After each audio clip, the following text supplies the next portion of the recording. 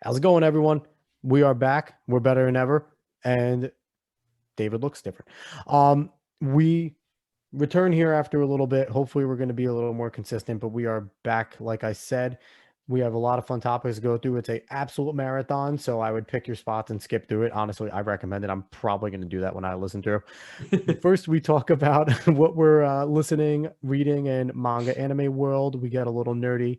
We continue to get nerdy. We talk about gaming, games that I enjoy because I don't play games, but things that David's interested in coming out.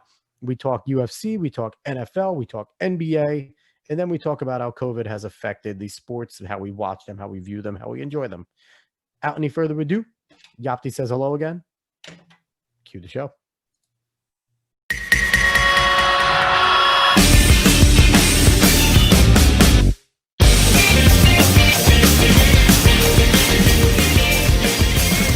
What's going on, everybody? It has been way too damn long. We are back with another exciting episode of Cuesta Dos. I'm Alex Cuesta. He's Don Juan Cuesta. I don't know what the hell he did with David.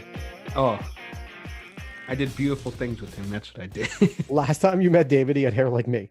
Yeah. Now David has hair like, he's like Mexican Elvis. Like, honestly. I don't know. I like it. Nah. I don't know. Has anyone ever seen the movie La Bamba? You look like the brother in La Bamba.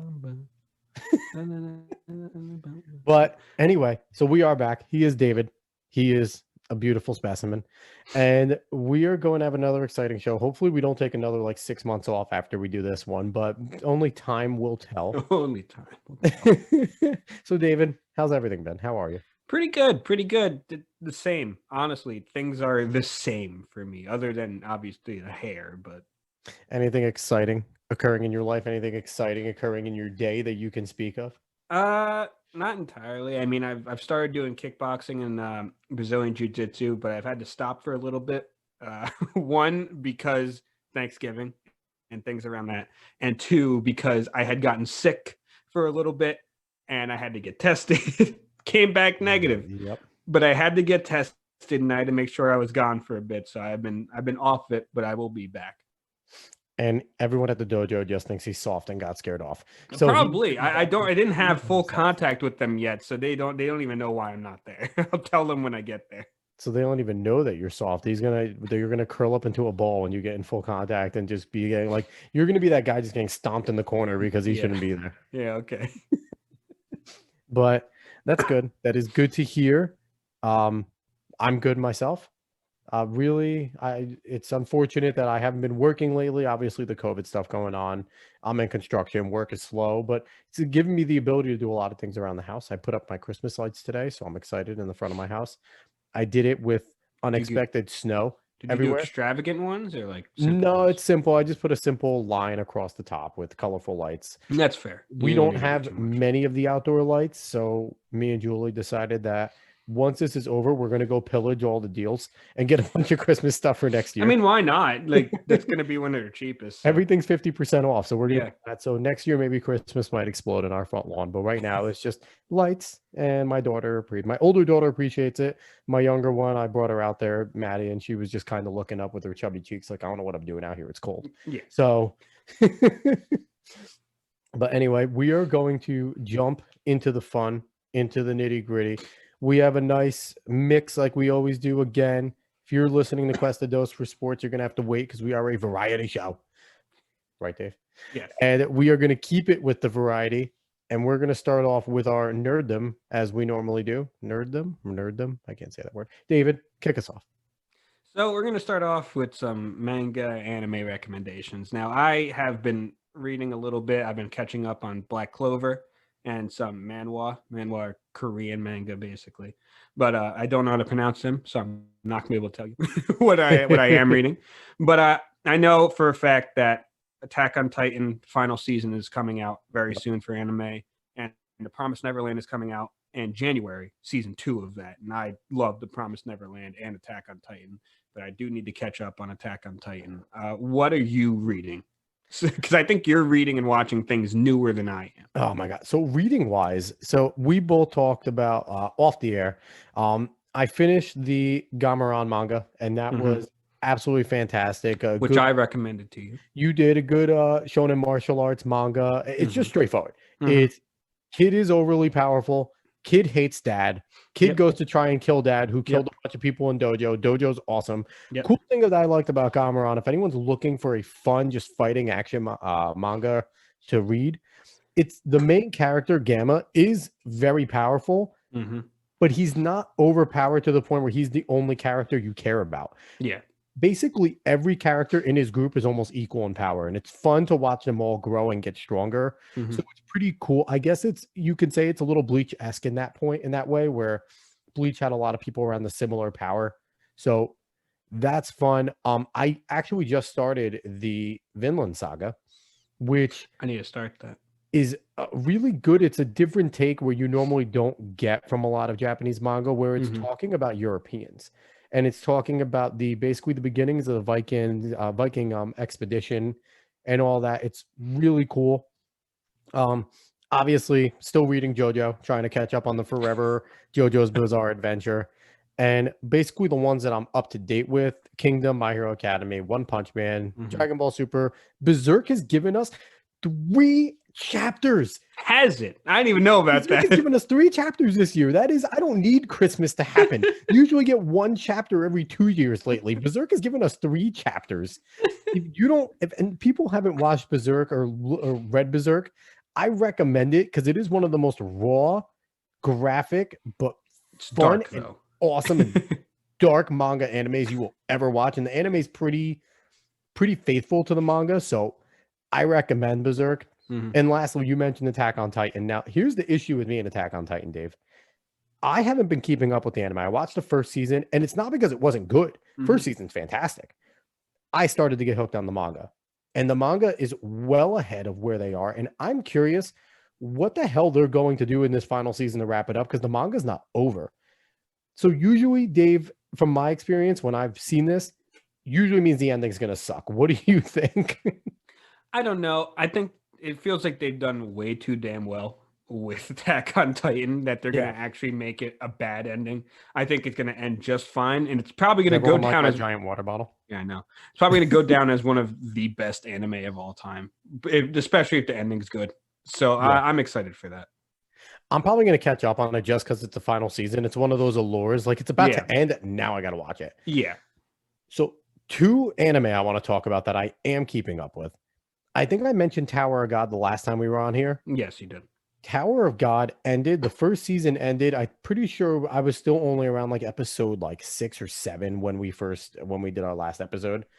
It ended. I know people aren't completely a fan of it. I think people were disappointed by it. I think it's fantastic. I think the premise is fun. You end up hating somebody who you don't think you're going to hate, then you hate. But you think you're going to come out of it, like you think there's some redeeming qualities. By the end of the first season, you absolutely hate this person, and I'm curious where it's going to go. Okay. And the next anime that I'm recommending to the planet, Jujutsu Kaisen. David, you said you need to watch it. I've been saying in our friends group, I have been begging people to watch it, and of all people, Matt Santos has become the anime fan. And he was adamant against anime. It upsets me. I don't like it. But he is the one that has watched it. And just a quick basis, you're following this young high school kid, Itadori Yuji, and he's already a physical specimen. He's skinny, but he's strong as hell. Typical kind of shonen, overpowered high school kid. They love doing that.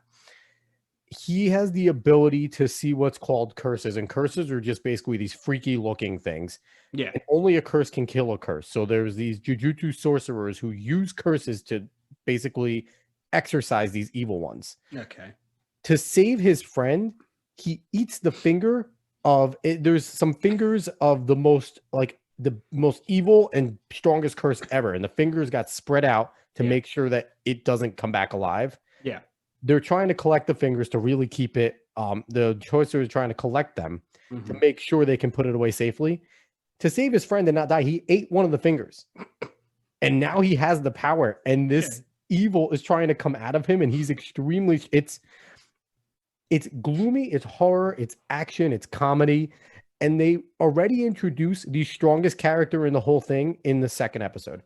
Goju Satoru is the fights that he's involved in Is that the guy that's like Kakashi? similar to Kakashi, where he's just blinded. He's Oh my god! But he's already one of my favorite characters in all of anime right now. Kakashi is a great character too. So. Just he's nothing like Kakashi. He's like Kakashi, but not at the same time. Yeah. So I recommend it to everybody. I probably went into too much detail on board people, but Jujutsu Kaisen, if you like anime, you will love this.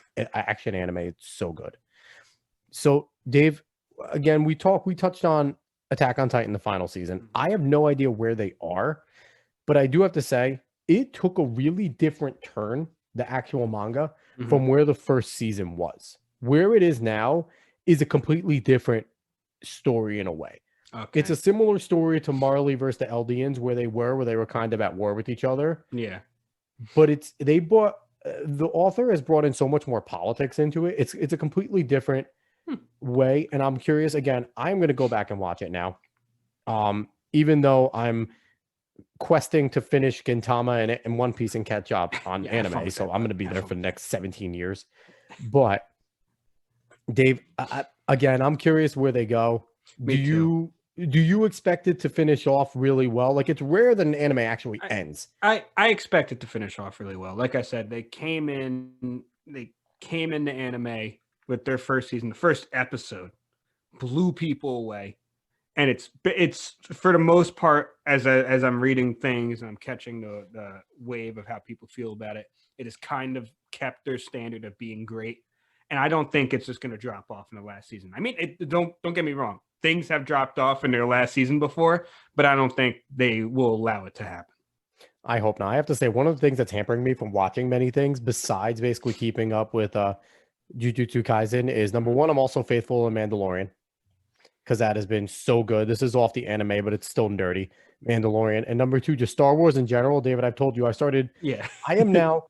started with The Phantom Menace, and I've watched in succession, including these side stories. They have it on Disney Plus, where it's actually in the timeline.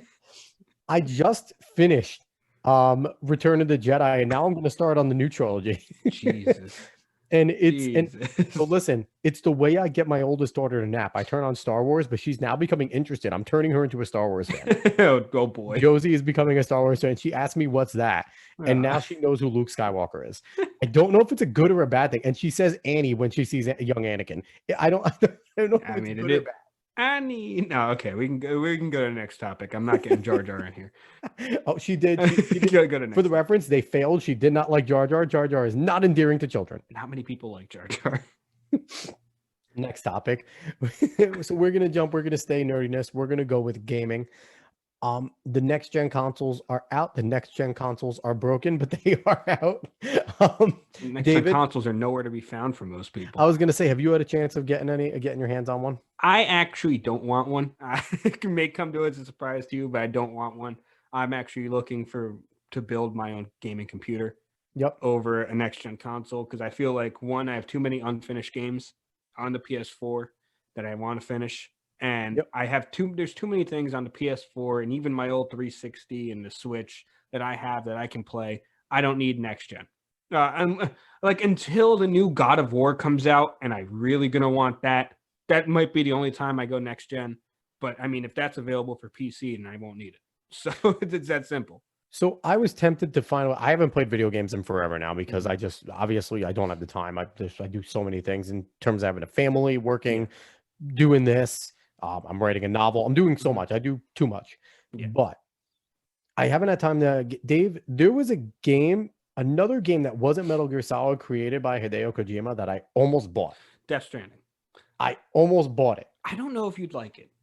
It was on sale for like $35 or $30, and I was close, because I will play anything Hideo Kojima, because Metal Gear Solid is my favorite gaming I guess. Okay, so I'm going to quickly explain it, just so we don't bore people and we don't do too much about it.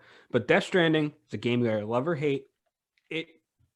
It's a walking simulator. You are a mailman, and that's what you do. You're a mailman in a very dangerous time.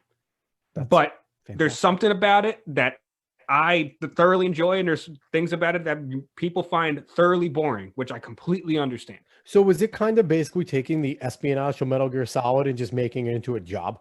It's not even like the espionage. Like, yeah, you are trying to stay hidden from certain things, but it's just you're traveling. That's what it is. You're just traveling. Do I get my 7 hours of cutscenes that I Yes. need? Yes. That's Don't all I worry. need. Don't worry. You get the movie Kojima one. If I can watch him, why Hideo Kojima has not become a director of the best movies of all time? Like, you could take the Metal Gear, like they're going to make a Metal Gear movie. I saw they're gonna make a Metal Gear movie coming up soon. If they just quite literally don't let Hideo Kojima decide all of it, they're stupid. He's already made the movies. Basically, He's had enough content and cutscenes to make like 4 or 5 movies, if not more, probably like 10 movies. I just remember playing Metal Gear Solid 2 Sons of Liberty, and how many basically you watch 3 movies by the time you're done with that. The gameplay is like 15 minutes, but the whole entire story takes like 20 hours. And then it got worse by 4. 4 he went insane. I love 4.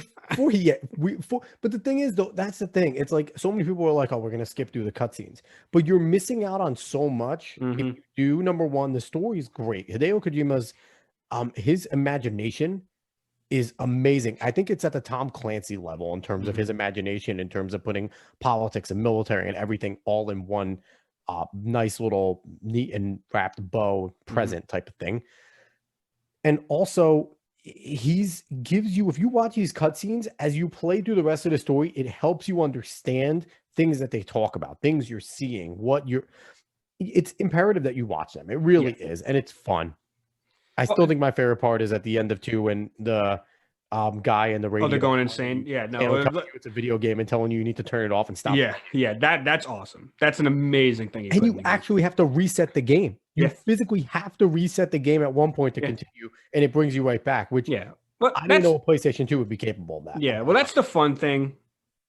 I know we're going off on a lot of Kojima of stuff, course, but that's the fun thing about many of the games that he's developed, especially in the Metal Gear Solid series, Yeah. is that they always had a moment in them which is very like meta and fourth wall breaking. Oh yeah, and it was surprising to happen. Like by like 3, you were expecting it. Like you could do something with your system that changes what happens in this game. Well, yeah, with Snake Eater, I think that was was it Snake Eater or was it no? 3 was the one with Snake Eater. With Snake Eater with Pain, I think it was. Yeah, where you could just save the game and come back the next day and he'd be dead. Oh, no, it was the Sorrow. The Sorrow. That was the Sorrow. Not the Sorrow. Not the Sorrow. He was the one that was basically on the end. Yeah, he was on his deathbed. You could save the game. And spoiler alert, sorry everybody, I hasn't played Metal Gear Solid 3 yet. Move the clock forward. Yeah, that's all you do. You come back the next day and he's dead. Or if you, because I've done both. I've saved it, which is the easy way, but I played it. It is extremely difficult to beat him. Oh yeah, he's one of the toughest bosses. Yeah. He's at the Psycho Mantis level, and Psycho Mantis is easily one of the toughest bosses I've ever played. Yeah, well, but let's just jump off this train because we could talk for a long time about Metal Gear. We can. Kojima games. There could be a full podcast dedicated to Metal Gear games. Yeah. So, well, I know you haven't been playing anything currently, but the one game that I've been addicted to currently, which one of our good friends, John, recommended to me because he knows how much I love these games. Shout out to John Hades. Yes, it's called Hades. It is a roguelike game. And if you ever play Binding of Isaac, Enter the Gungeon, Risk of Rain, where you just go through and you're gonna die a bunch. You're probably gonna complete it, but that's not the end of the game. Like the point is to keep completing, getting new things, getting new artifacts and things that help you win. So Hades is one of those, and it's honestly incredible. It is a top-down roguelike game, and it's so much fun to play. You are Hades' son Zagreus, and you want to escape the underworld.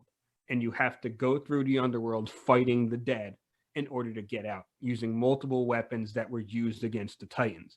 So it's an incredible time, and you get all of these enchantments on the weapons and things, and I highly recommend it. It's only like $25. Now, is this considered like an indie game? Because the indie games that are usually the ones that are these rogue games, and they end up, I feel like the indie developers can just have so much more imagination because it's their game. They There do. is no They do. company telling them what they need to do, what they can't do. Yeah, Their it's imagination. Hades is not a AAA game. If most of the time, any AAA game that you'll see is going to be $60 because Yep. it's a AAA game.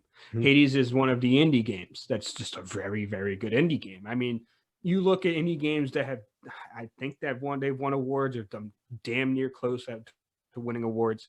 A Bastion, Transistor.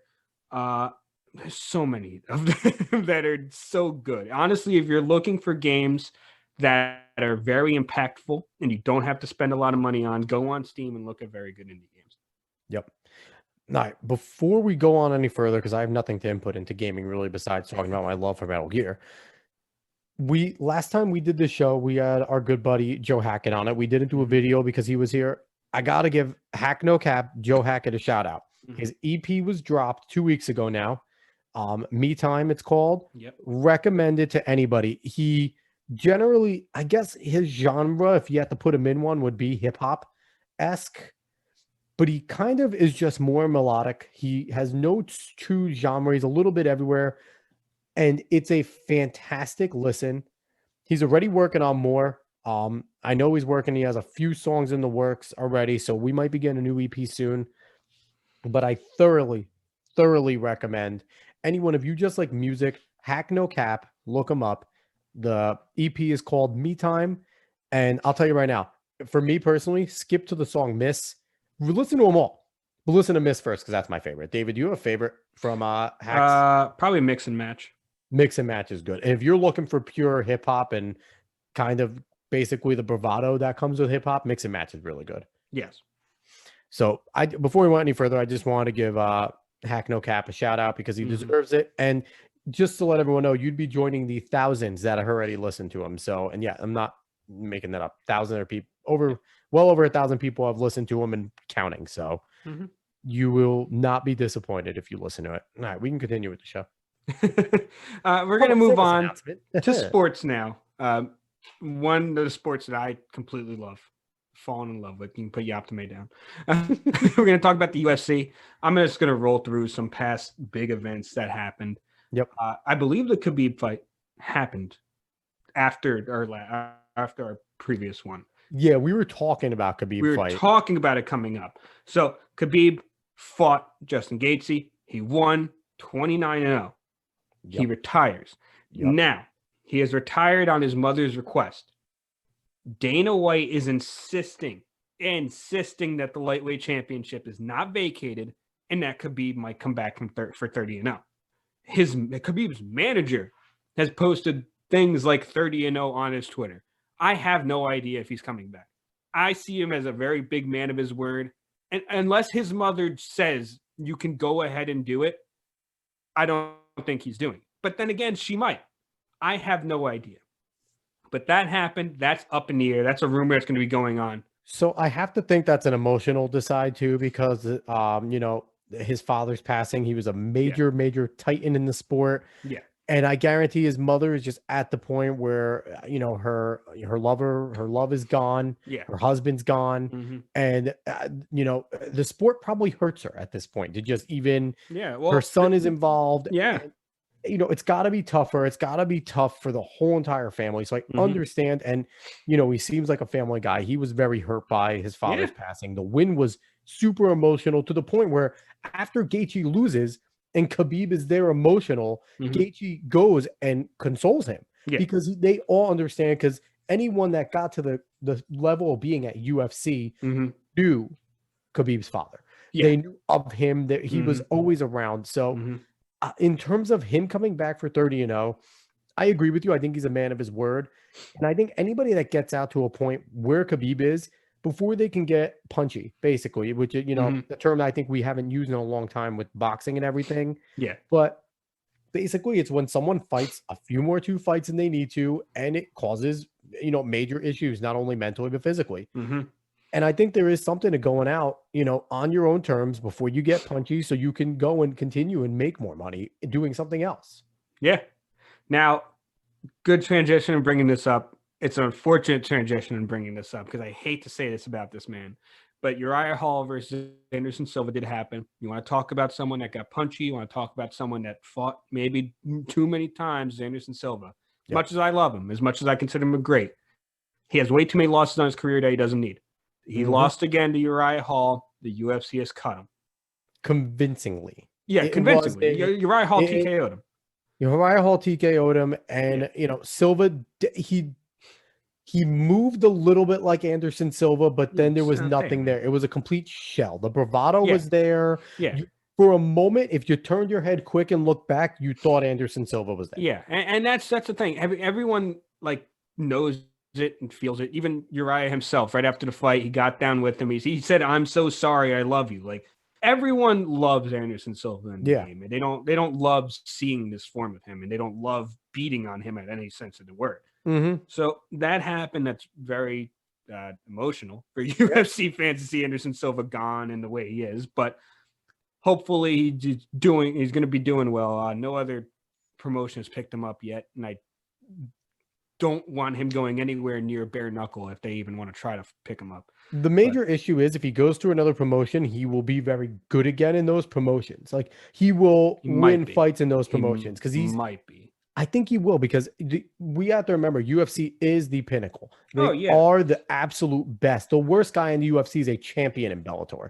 So it's like, that's the thing. So I wouldn't say worst guy, because Patricio Pitbull's disgusting. There's a good, but don't get me wrong. There are good guys in Bellator. It's not to talk Bellator down, but you know what I mean. It's kind of no. I know what you're college saying. Versus pros in a way where UFC basically steals all that great talent from Bellator and those guys, and people use Bellator as a leap pad. So I know. I completely get what you're saying. So after that, Thiago Santos versus Glover Teixeira happened. The unspeakable happened, and Glover Teixeira won again. Apparently, I can't ever talk this man down ever again. I can't understand. The old man won again, and rightfully so. He's arguing about his chance for the title fight against Jan. And I completely agree with him. Even though Israel Adesanya wants to move up, I think Glover should get it, honestly. He should get first shot at it. Yes, 100%. Get first shot at it. Yeah, 100%. Paul Felder had to step in for a fight against Rafael Dos Anjos. Won 5 rounds. Yeah. Won 5 rounds. For some reason, a split decision because one judge is ridiculous. Even Felder himself said that was not a split decision. Yeah. And RDA won outright. Yeah, absolutely. After that, we had a pay-per-view. Davison Figueiredo versus Alex Perez. It was looking to be a good fight at first. Perez got a hold on Figgy's leg, and then Figgy somehow turned that into a guillotine for a win within like the first 2 minutes. The man is disgusting. The man is absolutely disgusting. We haven't seen a flyweight as dominant as him since Cejudo. And Cejudo just retired recently. He's always talking on Twitter about coming back. So we may see that fight happen. Most recently, we had Jack Hermansson versus Marvin Vettori. Yep. Fight I thought Hermansson was going to win convincingly. Vettori ended up winning, just showing out, honestly. He just showed out. He was really good. He put it on Hermansson as much as possible. Even during the ground game, during the grappling, Hermansson couldn't do anything. Vettori was very good on the ground too. So that's surprising. That moved him up in the middleweight rankings. And finally, what we're looking forward to, another pay-per-view this Saturday. Figgy's fighting again. Davison Figueiredo's fighting again as the main event. He's fighting Brandon Moreno. Animals. Oh, he's disgusting. He's going to be fighting Brandon Moreno, another very good flyweight fighter. So I can't wait to see what happens, especially because if Figgy wins, we're probably going to see Figgy versus Cejudo, and that will be insane. That'll be fun. Yeah. So you brought it up. Yoel Romero out of the UFC. Yes.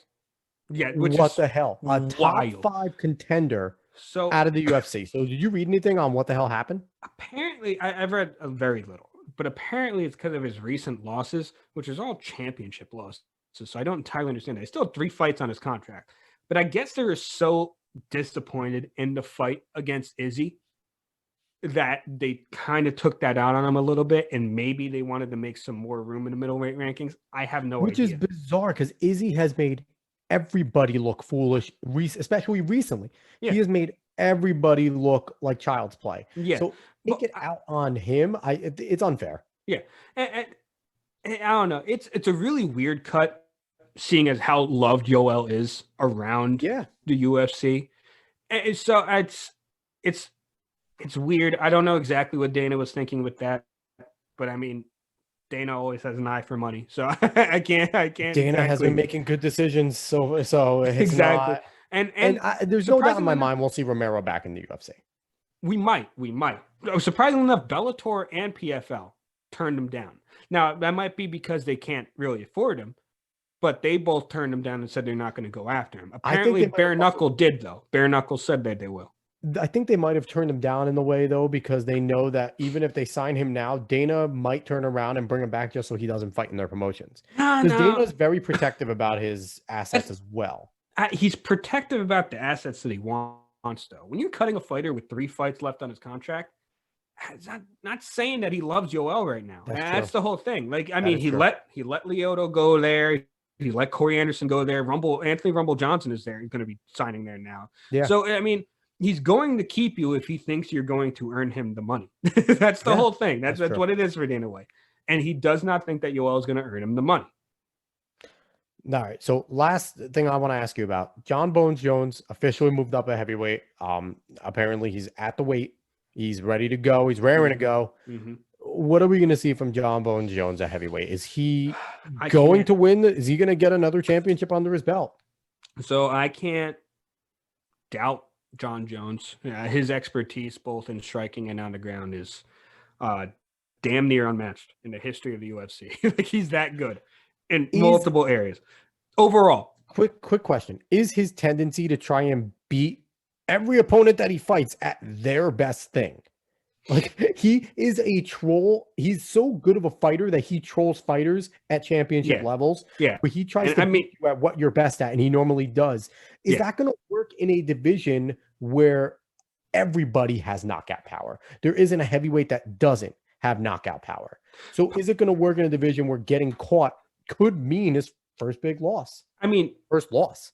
He could have gotten caught at light heavyweight too, and then got his first big loss. Oh no, believe me, I completely understand that. It's a complete difference in power, but I just don't see John Jones getting caught that way that many times by these guys. I think he'll sting them more than they're going to get him. That's the whole thing, and it's unfortunate because when you talk about John Jones, his legacy always comes into mind because it's going to always be tarnished. Always be tarnished by the drug use. And it's really terrible because the guy that put a standing guillotine on Lyoto Machida and left basically his corpse in the octagon on Lyoto Machida. A legend. He did that too when he was young. Yeah. Like, that guy, I want to celebrate him at every turn, but it just really sucks that he's that tarnished at this point. Do you think he's going to have a problem in terms of power? Do you think he's going to be strong enough to go toe-to-toe, even with putting on the weight, even with working out? Do you think he's going to have an issue with guys that walk around at that weight naturally for the most part? He'll have a power knocking them out or getting the TKO in shorter times. He's going to have to play it very intelligently. He's going to have to find the right angles. He's going to have to dodge a lot of punches to get his punches through. You can't just take those shots. That's the thing. You can't eat a shot to get a shot there. So he's going to have to work the body. He's going to have to work the legs. People forget that, well, not anymore. UFC, they use it a lot now, but leg kicks will crumble anyone. Yeah. So he's gonna work all 3 facets of the body in order to win those fights, and I think he will. All right. Well, I'm excited to see it. But we're going to continue on with the show, and we're going to talk some, I guess. No, because UFC's mainstream now, but I guess more mainstream. More mainstream. I guess is appropriate. So NFL football, it's been, Dave. It's been. Well, we're going to talk about our Jets. You're wearing the sweatshirt. Yeah, I have Justin Dorda suffering under it too. So appropriate. That's my favorite shirt that I ever got you. Yes.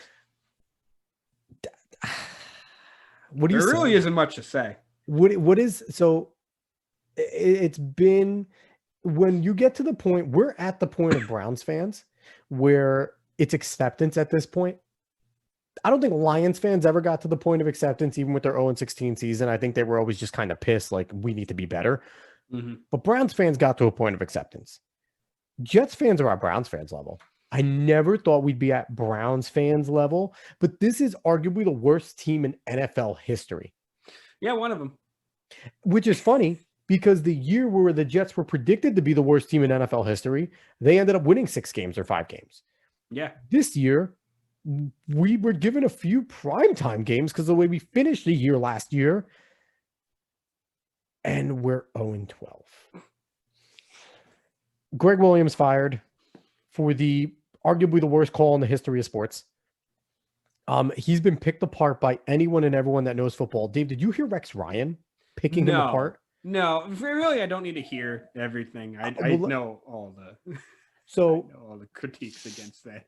Because Rex Ryan, here's the thing: when it comes to defense, you could say what you want about Rex Ryan. Rex Ryan is a savant as good as his dad, Buddy Ryan, was. Like the one fun thing about having Rex Ryan as a coach when he was the coach of the Jets is the defense was always fun. Yeah. It was fun to watch. Yep. You could know football and know sports and know defense, and he would pull things out and you would be like, how did that work? Because it's so well done.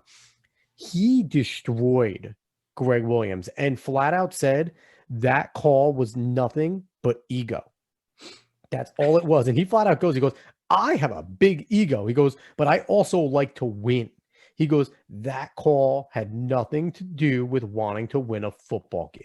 He goes, I get pressure. He goes, here's the thing. My defense is get pressure with 4 to 5 guys. Yeah. He goes, he has to send the house every time. He goes, that is not a good defensive coach. Flat out call Greg Williams a bad defensive coach.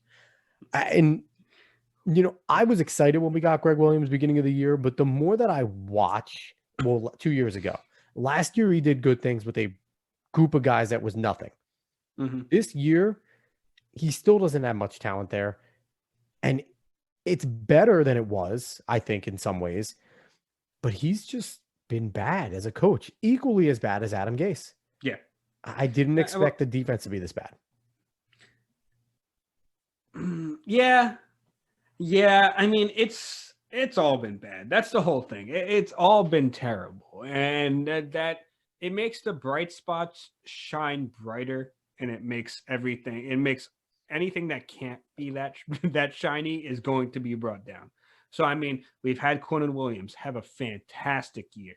Yep. Jonathan Franklin Myers on the defense, who no one probably knows that name other than Jets fans, but he's amazing. Franklin Myers has been fantastic. He's incredible. Yes. Marcus May has been awesome. Marcus May has made us say in certain ways Adams who, because he's doing the same things Jamal Adams did with coverage. Yeah. So it's very good. Denzel Mims. I mean, he's just come on for not as many games as we expected him this year, but he's been playing very, very well as a rookie. As a rookie on an atrocious offense.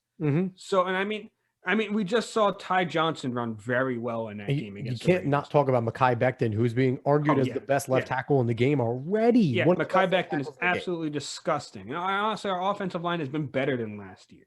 But significantly. With everything going wrong, these things shine even brighter. So while I love all these things, we also have to keep it in perspective that these things are going on a very bad team. We're hoping that the team is better next year, and then we'll really divvy out who's going to stay on that team as well. And I think everything went as far as Sam Darnold was going to go. And we knew that going into this year, that there were holes on this team either way. There were holes, but if Sam Darnold took the next step, it's been proven good quarterbacks make bad teams better. Yeah. Look at Arizona. That team isn't a great team, and they're starting to come back down to earth because Kyler Murray's struggling. When Kyler Murray was not struggling, they looked like a legitimate playoff threat to other teams to be a spoiler. So we're going to go as far as Darnold goes. It's interesting, certain things that Gase has said. Gase has flat out came out and said he hasn't done his job with Darnold. No, that was the only reason he was brought here. He's actively regressed him. I don't know how you do that as a person, but he's actively regressed him. I remember I looked at the stats of our points with Darnold, the 3 years he's been here, and they have gone down. They were the highest with Todd Bowles. They were the highest with a defensive-minded head coach. Let's not forget. Yeah. Let's say that again. The highest point totals were with a defensive-minded head coach. That's absolutely insane. I don't know how you do that. I got to ask you this. So our good buddy Matt Santos, good buddy of the program, brought into our little friend group and said that he was listening to the fan, and Boomer Esiason, who spends a lot of time with this individual, said that Bill Cowher would take the Jets job. And Bill Cowher is a legendary Pittsburgh Steelers coach, won a championship there. He keeps that tough guy bravado that the Steelers have had, and they've continued to have with Tomlin, but Bill Cowher kind of brought it there completely again. Yeah. Would you be down with bringing Bill Cowher to the football Jets? He's not entirely my number one pick. Then again, I don't know who my number one pick really is, because I have no idea exactly what could help fix this. Marvin Lewis is out there. I don't want Marvin Lewis. But the very good thing about Bill Cowher is he has a very proven track record, and you know damn well that culture is going to be turned around with Bill Cowher. That there's no way it's not going to be turned around. Here's the problem that I see with even, that statement's correct, but this isn't a culture issue on the Jets. There is no I don't think it's not in terms of attitude. None of these players have necessarily turned around, and, Le'Veon Bell and Jamal Adams are gone. They were the two ones that were really openly griping about the things going on. But it seems like they have enough guys. They have your Frank Gore is in there. They have Marcus May's a leader, and they have the guys that are leaders are your quiet lead by example guys on this team. Even Sam Darnold isn't a big talker. He's a quiet lead by example. His example hasn't been great, but he works hard. And I think the culture right now, even though the Jets are bad, it's very easy for all these guys to start turning on each other, because a lot of these guys aren't going to be here. They're putting play on film to get a job next year. It would be very easy for them to start pointing fingers. But what we've seen from the Jets is, even with Coach Gase, most of them haven't been saying anything bad about Coach Gase. What we've seen is guys putting their heads down, getting to work, trying to win next week. Heads down, work, trying. And I can respect that from a team that's 0-12. That is true. That is true. But there is a difference between showing it in that way and showing it by being competitive and winning games. And we've only seen any competitive nature out of this team very, very recently. Yeah. Very, very recently. The fact that you didn't show that nature in the first weeks of this year is what is the most disturbing thing. Is that you should come out and want to win these games no matter what. Is there a correlation with getting the wide receiver core healthy? Do you see that being a correlation where now they can actually spread the ball out? Okay, so I'm going to give you one thing to think about here. The San Francisco 49ers are the most injured team in the NFL. Maybe the Steelers are next to them now because they got a plethora of injuries. Bud Dupree and Spillane going out. Yep. Yeah. But the San Francisco 49ers, terribly injured, especially against us in MetLife. The San Francisco 49ers are a hard team to face. Yeah. No one wants to face them because Kyle Shanahan, with whatever he has, works very well with them. Yeah. If you think Nick Mullins would be a serviceable QB on any other team, you're probably wrong. Very few. Exactly. So he gets the most out of any running back he has. He gets the most out of any receiver he has, even though there are good receivers on there right now. But still, he gets them the space that they need to work. And we never seem to do that. We only call wide receiver screens that don't work. So I want to give you this name, and I brought it up in our group. I mention our group a lot, but that's where we do most of our discussing on anything. Yeah. Brian Schottenheimer was the Jets offensive coordinator during the last stint of the Jets' success. He is an extremely successful coordinator for the Seahawks right now, working with Russell Wilson. I would bring him on as a head coach. He has a proven track record of success wherever he's been. He's an offensive-minded guy. He's a very conservative offensive-minded guy. But I feel like you bring on a guy like that, he has a winning track record. He has that success on his name, and he knows the Jets. He knows this area. He knows this media. I think it could be very good. See, the thing is, here's part of the reason why I don't want any of these old faces. I feel like we definitely need something fresh in New York. 100%. We tried with Gase. Fresh. And Adam Gase. But what is good about Adam Gase? Like coming in. Nothing, even but then. Todd Bowles was a promising guy. Todd Bowles was the defense. He was next. When Jets hired Bowles, Bowles was next with his defensive scheme over in Arizona. Yeah, and you have to understand what we need is not an offensive guy or a defensive guy. What we need is a coach that can build a full cabinet with a very, very good culture around it. Something like the Panthers got in Matt Rule. Matt Rule came in with a cabinet of people he wanted for his coordinator position. He's not Matt Rule is not an offensive guy or a defensive guy. He's just a head coach. Mhm. That's what he does. He manages a team and he's going to make overriding rules that he thinks best for the game. But other than that, the offensive coordinator, defensive coordinator know what they're doing on the field. They don't just hold challenge flags. So that's the whole thing. We need a coach that's going to come in with a full cabinet. Yes, he knows one side better, probably. Usually, But that's how it works. yes, but his guys take care of what they need to do while he manages what he needs to do. It's not all on one person. It's not all controlled by one person. It's a fully functioning machine. That's what the Jets need. That's what works the best. Yeah, kind of what I think Jim Harbaugh, one of the Harbaughs with the Ravens. He's a special teams guy, so he trusts his offensive and defensive coordinators to do their job. Yeah. So we're gonna move on though. We're gonna talk about the rest of the league because me and David could rant about the Jets quite literally all day and night. Yeah, we spent that a little bit of time. Yeah. Surprises, good and bad surprises for the year. Dave, give me some of your good and give me some of your bad. I can't really. The Rams are kind of a good surprise to me. I thought they were going to take more of a dip. I thought the team was always good on paper, but they never seemed to achieve as much. Cooper Kupp is healthy. Yeah, it's true. Even with the Super Bowl, even with the Super Bowl stint, yeah, they only scored what three or 6 points. I can't remember that Super Bowl. It was so damn boring. I think it was 3. Yeah, it was so damn boring. Your offense was supposed to be amazing, and they were for most of the year, except for that damn Super Bowl. I don't get how that happens. But the Rams seem to finally be achieving things like they should, especially in a very difficult NFC West. Yeah, a very difficult NFC West. The Seahawks aren't a surprise. Russell Wilson's disgusting. Let me try to think. Raiders are more of a surprise in the fact that I thought they might have been a little better, but they're being the same Raiders right now. They're very on and off. Derek Carr has his on and off games, even though he's been better this year, and it's weird to watch. Anything else? I mean, the Steelers honestly surprised me because they were undefeated. I thought they could have been good, but not 11-1. Even with not anymore. Well, yeah, I know. Even with their but with their 11-1 start, I would have never guessed this at all. Yeah. Even with everyone talks about their schedule, you still got to beat those teams. You could call them cream puff teams, and they're not very good, most of them. But you still got to beat them, and they've been able to do that consistently. And with that division, you're maybe thinking 9-3, 10-2, 9-3, something like that, because you would think one of those divisional guys would have swiped a win away from them already. That's how that division works. Exactly, and they have been much better than I expected them to be. Yep. So who's your bad surprises? The Ravens. I thought the Ravens are going to be a pretty damn good team, even though people have more film on Lamar and see him more. I still thought Harbaugh and Lamar would be able to do a lot more together. But they're just surprisingly not as good.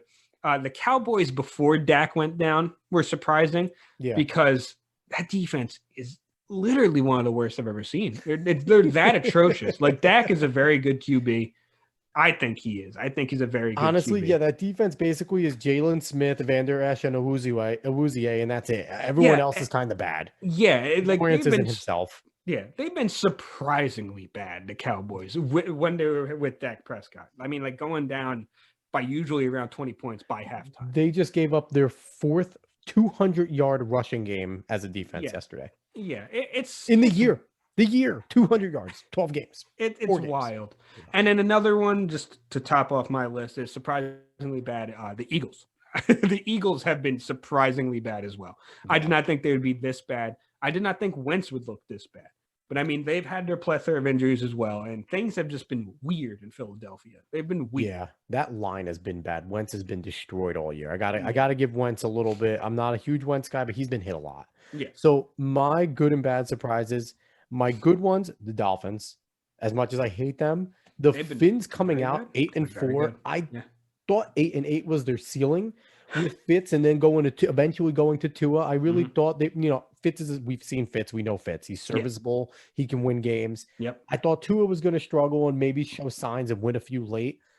That's a good football team there. Yeah. overall, that's a very good team. That defense is very good. Really good. Yeah. Keep the offenses in games. Mhm. And Tua's a smart kid and looks like he's eventually going to have the tools to be a very good quarterback. Yeah, hopefully. He hadn't been great in his start, but I mean, he's a rookie, so whatever. He's a rookie and he's making his mistakes, but he's also making a lot of good decisions and putting guys in. He makes some throws that are like, that's a pro throw. Yeah. And that's a good throw. Like, so surprising for a Bama quarterback as well. They're usually not very good. Mhm. Next big surprise, the Browns. Finally playing like the Browns that we thought Baker Mayfield could make them be. Yeah. Baker, and I've said it before, this year it looks like Baker has finally taken a step back and go, I'm not Tom Brady. I'm not Pat Mahomes. I'm not these guys. I am never going to be the best quarterback in the NFL. I am going to be the best leader for the Cleveland Browns. Yeah. And I'm going to put the Cleveland Browns in a good position to win. And I'm not going to do too much. Baker Mayfield is not doing too much this year. No. He's had some really good games where he's throwing for 300 plus. This last game, he had 4 touchdowns in the first half. Yeah. Old Baker would have pressed it to get 8. This Baker managed it. Yes, the Titans came back. That's a great football team. So they're going to rumble back. But he managed that game well enough to get them to win. That's all Baker's worried about right now. And the number one thing that's been great for the Browns is Kevin Stefanski has really stepped in and used the strength of the Browns, which is Nick Chubb and Kareem Hunt. Because they're both disgusting. And then also, as much as I think Myles Garrett should have been suspended for 6 years, he's because a monster. if TJ Watt doesn't exist, Myles Garrett's a defensive player of the year. Yeah. And that's because TJ Watt is the runaway right now. The things that he's done, he leads in sacks, rushes. Pass, everything. There's so many. Go look up TJ Watt right now, and he's having probably the best season since his brother since JJ Watt. Yeah. So he's been amazing. My last good surprise is Alex Smith. I was happy to see him come back and play, period. And I've always liked Alex Smith. He is that number 1 pick that very well could have ended up putting his head down and like, I'm a bust. I'm not a number 1 talent. Yeah, and he's not. He typically isn't your typical number 1 pick talent. All he's done is thrown for 3,500 yards basically every year of his career when he's healthy. Had 20 touchdowns and 8 picks almost every year, 20 plus, under 10 picks, and has just been steady. And he's just him basically leading I'm going to say the Redskins, because until they get a name, they're the Redskins, leading the Washington Redskins to defeat the Steelers, the very injured Steelers, but the Redskins have been basically bad until Alex Smith got his sea legs back. Yeah, and that defense is dirty. That defense is dirty. That line is disgusting. Chase Young and Montez Sweat together are stupid. And I do have to say, they probably would have been better if Kyle Allen didn't get hurt right away, because Kyle Allen's a very serviceable and good quarterback. He's not a great quarterback, but he's good. But healthy Alex Smith is arguably a top 10 quarterback in the NFL, with just how consistently good he is. Yeah. You're not going to lose a game because of Alex Smith. Yeah. So that is a big value, and he brings leadership. And then I think Gibson went down hurt earlier in that game, and he comes back healthy. They have a legitimate running game. McKissick looked awesome. That defense plus Alex Smith just managing games, he's going to get you 24 points a game with that offense, because Scary Terry McLaurin is a top 10 wide receiver. He's just a freak. He found both Sims often in that game. Like, he spreads the ball out. A very good quarterback. Alex Smith is a huge surprise to me. Positive. I'm happy. He was the comeback player of the year the moment he took a snap, and now he's the runaway. Yeah. For the bad, going back to the Skins, the NFC East is terrible. The Giants and the Skins are playing better, but God, the NFC East is a dumpster fire. And I love it. I love every moment of it. And the thing is, the Jets would fit right in with the NFC East right now. Like, that's that bad of a division. Now, I think that we're going to see, I was joking around, we were all joking around that, like, they were going to see a 6-10, 5-11 team get in the playoffs. I think the Giants or the Skins are going to get to 8-8. I really think one of them is going to get to 8-8. They might be able to. They're playing. I think it's going to get there. They're playing much better. Sorry, Giants fans. I think the Skins are going to get in. And my prediction has been, this is my hot take, the winner of the NFC East is the Super Bowl champion. I would love that. I think it's going to happen. You have to think, for any of these teams, for the Giants or Skins, right now they're competitive. They're both 5-7. They're going to each try and outdo each other. So that means they're both going to press and play their asses off to win games more than they would with this crappy season. they're going to be the two hottest teams going into the playoffs, more than likely, with how hard they're playing to beat each other. So I'm telling you, that's my hot take. My last bad surprise, the Houston Texans. We talked about how good quarterback play can really elevate a team. Talk about a player that looks like he's taking a step back. Deshaun Watson is not playing well. He gets hit a lot. He's supporting cast. Losing D-Hop was his favorite guy. That hurts. He doesn't have much to work with there, granted. But great quarterbacks figure it out. And we are finding out that Deshaun Watson is a very good quarterback. He is not one of the greats in the NFL. See, that's the thing, is I think we're not seeing him play like how Watson played last year. Yes. And that's part of the reason why you see, I would mainly disagree because Bill O'Brien shopped his best target. Because Bill O'Brien literally sabotaged Deshaun Watson only to get fired in the middle of the season. And also losing Will Fuller to the drugs quickly, that hurts. Like, you could see the Texans have gotten tremendously better with Romeo Crennel at the helm. Yes. Like, they've played so much better with Crennel at the helm. Yep. So I completely understand what you're saying. He doesn't look exactly like Watson of last year, but believe me, I get it. But I still think he's going to show out next year. And don't get me wrong. Yeah. You can still win a Super Bowl with Deshaun Watson. He 100%. is good enough to win you a Super Bowl, but we were talking about Watson as he's next. He's one of the guys that's next. Mm-hmm. I'm not putting him at the Patty Mahomes level or the Russell Wilson level or any of those guys that are next anymore because honestly, with the way he's playing this year, I hate to say it, but a Josh Allen level. I don't like the guy. A Josh Allen level. Exactly. I think he's inaccurate a lot of times, but he's been playing extremely well. They're similar to the guys, Lamar Jackson. Lamar Jackson was the MVP last year. You can't, as much as I joke around and say he's a running back with an arm, which I still believe he is because we're seeing it more this year, but he did win the MVP at the QB level last year. But Deshaun Watson, until he proves me wrong again, I cannot put him in that echelon because I couldn't see Patty Mahomes playing this way, even on that bad Texans team. He would make things happen and would will his teams to win. And I don't see Deshaun doing that this year. So, but that wraps up my bad. I don't have a third bad because the NFC East just encompasses the bad in the NFL right now. That's perfectly fine. One thing I do want to say is I do hope Dwayne Haskins gets to another team and becomes better because I want good for Dwayne Haskins. I really do. I didn't see much good out of Dwayne. The thing is, it was his fundamentals and with the way he wasn't athletic enough to be like Lamar where he could be inaccurate and also make up for it. And he didn't have enough accuracy. Or be like Josh. Josh Allen was inaccurate as hell before too. And Josh Allen has gotten more and more accurate though. He's 100%. But I'm saying last year, especially last year, he's not very good. Yeah, Haskins. I think we're basically done seeing Haskins. I think Haskins is going to be a career backup at best. I mean, as long as he makes money, that's fine. Oh, listen, he's gonna be the third guy making $2 million a year to sit there and just not play. Teams will know if they get to Dwayne Haskins, they gotta sign another veteran. He's gonna be that guy. Like, and he's gonna make money doing it. Oh boy. All right. Let's move on. We had bad, now we have good. To something that's going to start soon. A league that's going to start soon. Very 21st. Quick turnaround. 21st very quick officially. Yeah. 75 days, I think, since last finals, game. Yeah. Mm-hmm. So we're going to be talking about the NBA. We're going to start off with our own Brooklyn Nets. Yes. We have a fun roster. I don't think it's going to get any more fun. I don't think so because it's not going to happen. For those who don't know what I'm talking about, there have been rumors. Well, not rumors. James Harden is basically holding out on the Rockets. And it's not. Even though apparently James Harden caused them because he said he wanted to get traded. They were his destination. He told the front office, trade me to the Brooklyn Nets. Yeah. Even though apparently he did get in today. So I don't know what's going on. He's there. But Harden wants out of Houston. The Nets were at the top of his list. I don't know if they still are.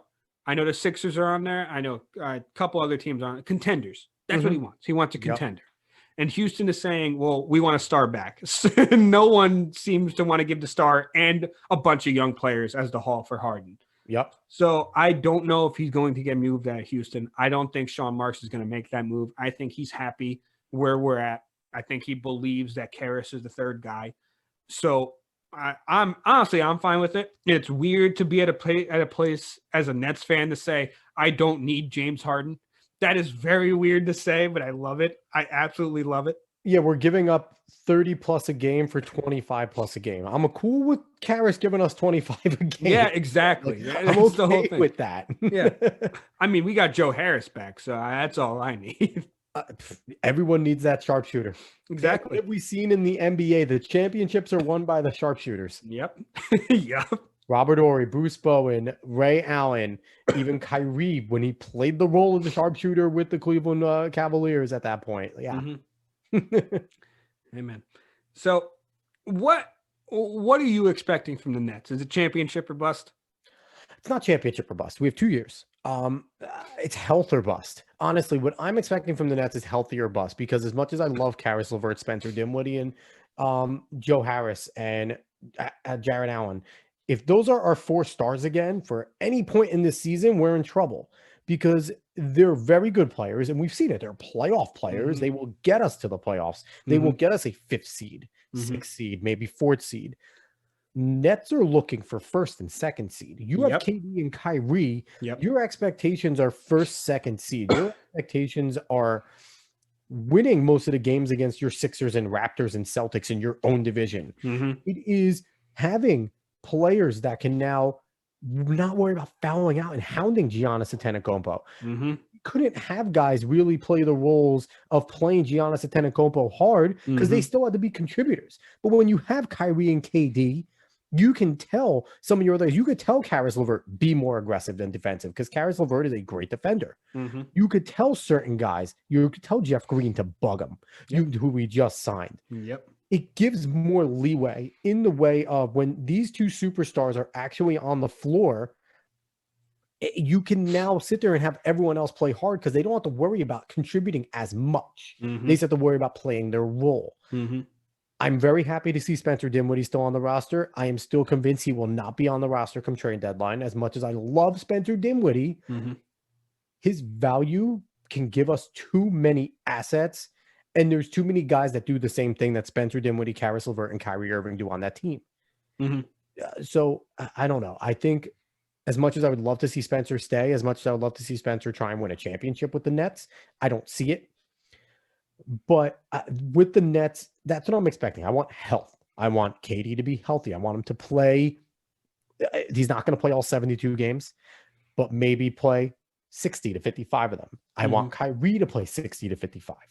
I want Karras to play 60 to 55. Those are 3 guys that haven't played full seasons. In the past how many years? So that's what I want. I want health. If the health is there, the contention will be there. That's I'm convinced. If the health is there, by the end of the season, that cohesive unit might be better than the Bucks. It's definitely better than every other team in the East. I don't think it's better than the Lakers, though. I want them in the Eastern Conference Finals no matter what. Unless everyone goes down, unless they all go down. That's it. That's the only way I don't want them there. I'm honestly expecting to see them in the championship, but I want them in the Eastern Conference Finals no matter what.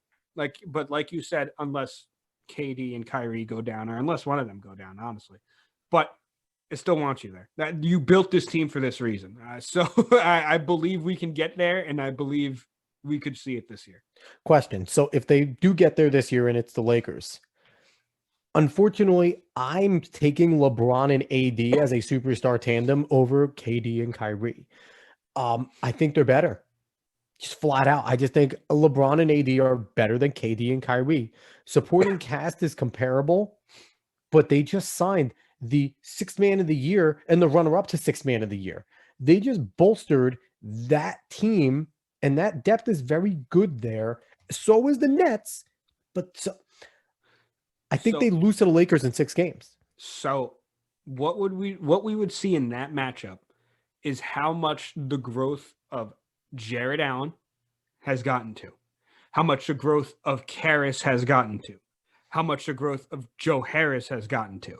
It's not about Kyrie and KD anymore, because I believe that they'll put up the numbers that they're going to put up. Are we going to see more Nick Claxton? Is he going to come on and help play a role? Because he can score in the NBA. Growth as well. Depending on his growth as well. Because if we see them grow, then we can beat the Lakers. Because then we can beat their supporting cast. So overall predictions for the season, let's bring in the West as well. I think me and you are both predicting, if healthy, we're seeing the Nets in the finals. I think if healthy, this team is that good. Yes. The only other team that I think has the depth and the grit to maybe bug them and beat them is the Celtics. The Celtics I have was actually going to say multiple the Celtics or maybe the Bucks, depending on what happens. talented guys. The Bucks have Wait. shown to be Giannis and guys though, and I can't Yeah. forget about the Heat. Yeah, I was because going to say, let's not Hero discount the Miami Heat. and Goran Dragic is going to be healthy this year. Exactly. The thing is, the East is very gritty. So, because even the Raptors are going to be very annoying to get past. There's a very well coached team and they play well. This isn't the years of the East where it's just the East. Yeah. This East is comparable to the West in every single way this year. Now there is depth to multiple teams that could contend for the championship. Mm-hmm. Oh, 100%. Now out West, is Luka and Kristaps good enough to scare the Lakers and the Clippers? And Luka, I said Luka could be the second best player in the league by the end of this year. I don't know. I think Mavs are going to be a sneaky one. We're going to have to see. They're a dark horse right now. They're a sneaky one. I think Luka and Kristaps are going to be great together. I can't remember exactly who else the Mavs might have picked up. They might have picked up something good. I just can't remember right now. But the Mavs could be one of the sneaky ones. I think obviously you have both LA teams that you have to put up there unless something crazy happens. Denver. Utah's going to be in the playoffs, but we'll see what happens with Utah. And honestly, Portland's probably going to be in the playoffs too, as long as they're healthy. Yeah, as long as they're healthy. Yep. Portland's going to be in the playoffs, and Portland's going to be very annoying. Now, is Melo officially going to be the third member of that big three with the full year under his belt? Because by the end of last year, Nurkic is the full member of the big three. You think so? Because at the end of last year, they were trusting Melo to take game-winning shots. Melo has always been clutch, and he always will be clutch. But the impact that Nurkic has on the floor is something that Portland cannot miss. We saw that when he goes down. Mm-hmm. So that's the whole thing. As long as they stay healthy, then Portland is going to be good. Do any of those teams in the West scare the Lakers at all? Because they just picked up Kelly Oubre. They just picked up, like I said, Montrezl Harrell. They just grabbed all these guys. No, Kelly is Kelly went to the Warriors. The Warriors, right? Warriors are OKC. I don't know. He got the Warriors because he picked it up for Clay. Yeah, he got 3 teamed around. I can't remember. Yeah, I think it was Clay. Yeah, it was Clay. I forget but the Lakers did add somebody else to bolster. Yeah. But regardless, do any of these teams actually scare them? I mean, with the way that they upgraded, I don't know. That's the whole thing. The Lakers actually upgraded. They did lose Dwight. They did lose Dwight. Dwight's a big loss. That is big. People realize. Yeah, because he was big for them. He really was. But they like I said, they did upgrade in multiple ways. So they are scary, but they have to get the chemistry down. So we'll see how that happens. What are you expecting out of the Pelicans and Zion? If Zion can stay healthy, I expect I think the Pelicans can get into the playoffs. Yeah, because Brandon Ingram looked much better. Lonzo Ball's chemistry with that group was fantastic. Brandon Ingram looked like a baby Kevin Durant last year. Yeah, that's a nice way to put it. He was a baby Kevin Durant, and that's not terrifying. As good of a three. He needs to get a better three, but but just his ability to score. He's getting much better. He's just scary. So you think that the big three of Lonzo, Ingram, and Zion actually is good enough to contend with your I'm not going to say the Lakers yet, but even the Clippers, because Paul George shrunk in the playoffs last year. It was Kawhi and everyone else, and Montrezl Harrell. It was Kawhi and Harrell really putting the team on his back. We'll see what happens with PG. I think PG is not going to go away completely. I mean, I know we all like to make fun of him, but I think he'll be all right. PG is the comeback player of the century. The guy's bone was hanging out of his leg, all right? Basically. So we forget this guy's coming back from being the top 3 player in the NBA to coming back to being a top 10 player in the NBA. Unbelievable. So I think the Clippers will be just fine. I'm forgetting every single move from the NBA offseason right now. Well, we had... Who did the Pelicans pick up? Oh, the Pels? I don't know who the Pels picked up, but we have the big trade between John Wall and Westbrook. Yes, Westbrook which is going from interesting over to the Wizards and the Yes. So I don't understand. It's going to be tough because it's a similar situation with Bradley Beal and Westbrook that it was with Wall and Beal, but I think Wall was more willing to play the point guard role, even though Westbrook's a triple-double machine. How do you think that's going to work over there? They don't have a third guy still there. I don't know. I think the Wizards are just trying to see what they could do. They're trying to make Bradley Beal a little happy, I guess. I have no idea what the Washington Wizards are trying to do. Really. I mean, I've always loved Westbrook. Obviously, He's his three has been off recently. He still brings the highest motor in the game. he's my second favorite player in the NBA, still behind Brook Lopez. Still love me some Brook Lopez. Yeah, but he's been the highest motor in the game. So, like, I don't know. Maybe they're trying to bring an intensity to the Wizards. I mean, John Wall had intensity when he was playing, but since he's been gone for so long, I think they want to bring something else to the Wizards. I It's have no interesting idea. though, because Westbrook hasn't been the most healthy guy in his career either. He hasn't. In his career, he's missed a lot of times. It's a major surgery. So it's like they're bringing in a guy like Wall's been recently injured, but Westbrook's been injured too, and you're going to put a lot more on his plate now because Bradley Beal isn't James Harden. He's not James Harden, but Bradley Beal's very good. Oh, Bradley Beal's fantastic. He's Bradley a good Beal's scorer. very, very good. Yes. I don't know. We'll see what happens with the Wizards. They're going to be a team that is unfortunately not going to be great, even with Westbrook and Beal over there. Yep. So we'll see what happens with them. Houston, I guess, was trying to make Harden happy. I have no idea what they're doing either. I mean, they bring in Boogie Cousins as well. And if Boogie comes back to any sort of form, he kind of didn't get the chance last year. Things went wrong. But if Boogie's healthy, that's a dominant force down there for him again. And you're now giving Harden a big man to work with, pick and roll. That could be a huge element if Boogie can play. That's true. That's the thing. That's been the question for multiple years now. Even John Wall injured. coming back healthy. If you could put him in Boogie pick and roll to have Harden freed up on the outskirts, man, that's a dangerous unit. Yeah. Okay, I'm sorry. I looked this up because I was very interested in this when this happened. But the Pelicans' moves this offseason have been interesting. That's why I picked them for getting the playoffs. They got Eric Bledsoe. Yep. And George Hill, but Hill left and they netted Steven Adams. Mm-hmm. So they added Steven Adams with Zion, with Brandon Ingram, with Bled. Like they added some interesting people on this team. So we're gonna see what happens with that team. Other than that, all other teams are kind of moot to me. So who's going to be the best ball this year? They're all three in the NBA now. Lonzo, LaMelo, and what's the other one? He's the LiAngelo. Unfortunately, I don't think LiAngelo is going to be the best one.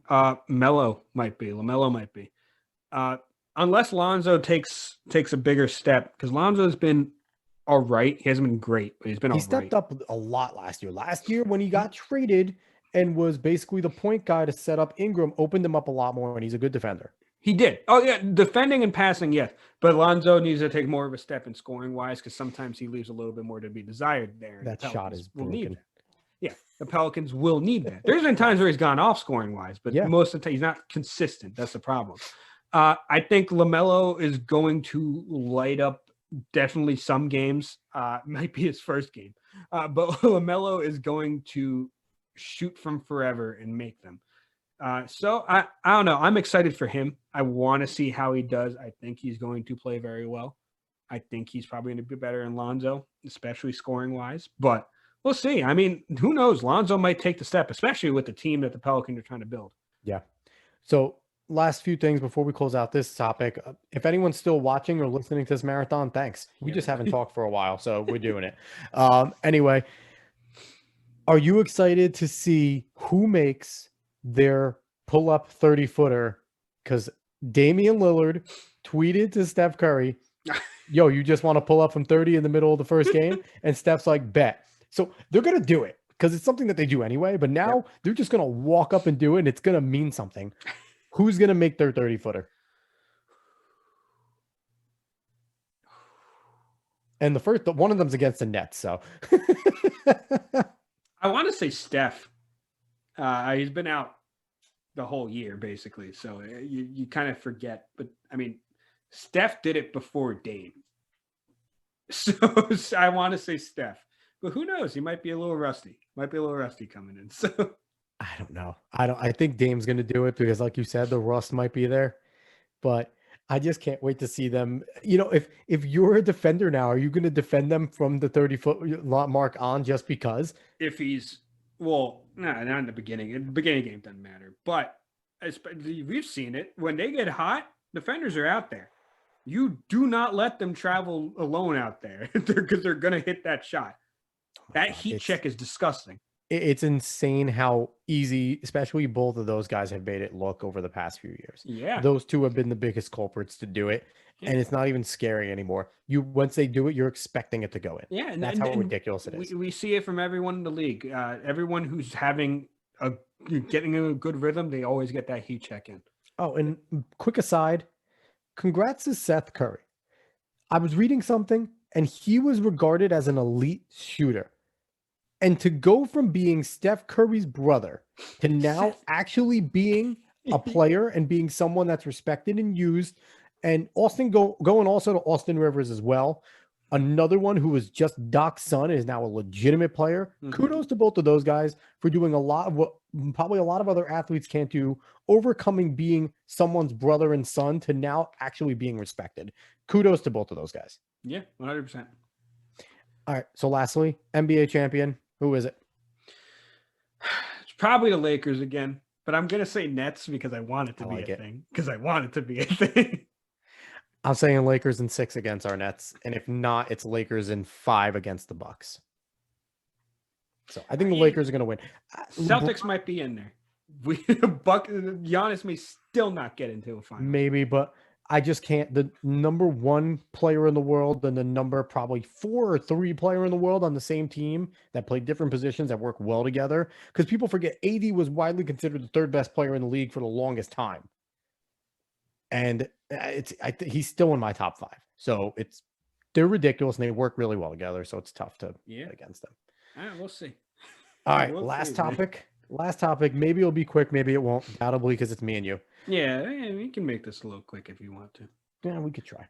COVID has obviously affected everyone. The coronavirus, this pandemic has sucked overall.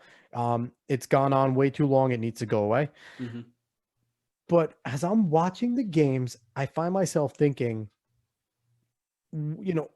what's different right now? A lot's different when you look at it, but then again, there are a lot of things that are the same. Mm-hmm. First question I want to ask you, Dave, do you think the leagues have finally gotten down how to handle when COVID happens, what COVID's doing, and how to handle their players, coaches, staff, etc.? I think they've done decently well. It's as well as you can ask leagues that are put on final second notice of a pandemic going on. Yep. So, I mean, not everything is going to absolute hell. So I think that's when you can say they've done pretty well. I mean, I've said this before in the podcast, the NBA has done great. They also have the advantage of being able to do as great as they can, making a bubble like they can. Yep. Other leagues can't really do that. So other leagues are going to have a tougher time. The NFL has done everything it can to not add another week. And so far it's worked. Far it's worked out. Because even Wednesday night, people turned into the NFL.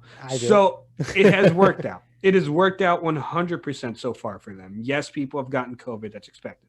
Yes, things have been thrown off. That's expected. Yes, teams are pissed off, like especially the Steelers, because they got screwed twice by this. Mm-hmm. Yes, they're pissed off because games have gotten pushed back because of other teams. But the NFL has found a way to make it work as best as they can off the seat of their pants. So I'm amazed by them. And the MLB as well. We almost forgot about the MLB season there. They've done all right. They did all right too.